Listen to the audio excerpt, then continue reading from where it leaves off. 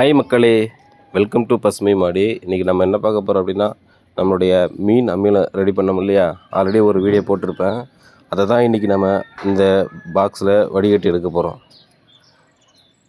மீன் அமிலம் பொதுவாக 25 நாள்லேயே ரெடி ஆகிடும்னு சொன்னாங்க. நமக்கு இன்னையோட 27 நாள் ஆகுதுங்க. சரி, எல்லாத்தையும் வடிகட்டி எடுக்கலாமேன்னு சொல்லிட்டு மேலே வந்தாச்சு. இங்கே பாருங்கள், எல்லா வேஸ்ட்டும் சுத்தமாக கரைஞ்சி வந்துருச்சு. இதில் மீன் வேஸ்ட்டும் அதுக்கப்புறம் நாட்டு சர்க்கரையும் ஆட் பண்ணுதுங்க. மீன் வேஸ்ட் எவ்வளோ எடுக்கிறோமோ அதே அளவுக்கு நாட்டு சர்க்கரையும் போடணும். நான் கொஞ்சம் எக்ஸ்ட்ராவே நாட்டு சர்க்கரை போட்டேன். நான் ஒரு 3/4 கிலோ மீன் வேஸ்ட்டும் அப்புறம் ஒரு கிலோ நாட்டு சர்க்கரையும் போட்டேன். அது கூட எக்ஸ்ட்ரா ஒரு 1/4 லிட்டர் மையத்துக்கு கரும்பு சாறு ஆட் பண்ணுங்க. கரும்பு சாறு ஆட் பண்ணும் பொழுது அதில் இருக்கக்கூடிய எல்லா வேஸ்ட்டும் நல்லா சுத்தமாக மக்கி வரும்னு சொன்னாங்க. அதனால் நான் கரும்பு சாறு ஆட் பண்ணிட்டேன்.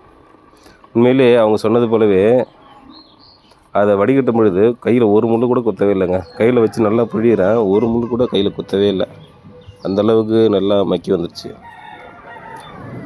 இந்த மீன் அமிலம் பார்த்திங்கனாக்கா செடிக்கு ரொம்ப நல்லதுங்க. எல்லா நுண்ணுயிர்களும் நிறைய இருக்குது அதில். இதை நம்ம பூச்சிக்கொல்லியாகவும் பயன்படுத்தலாம், செடிகளுக்கு வளர்ச்சி வைக்கவும் பயன்படுத்தலாம். வடிகட்டி எடுத்ததுக்கப்புறம் இவ்வளோ தாங்க இருந்துச்சு. இன்னும் ஒரு 1லேருந்து ஒரு 1.5 லிட்டர் மையம் இருக்குதுன்னு வச்சிங்களேன். இதுதான் இருக்குது. இது என் கூட ஒர்க் பண்ணுற சார் ஒருத்தர் கேட்டார், அவருக்கு ஒரு 1/4 லிட்டர் மையம் எடுத்துக்கிட்டேங்க. உங்களுக்கு வேணும்னா சொல்லுங்கள், அனுப்பி வச்சிடலாம்.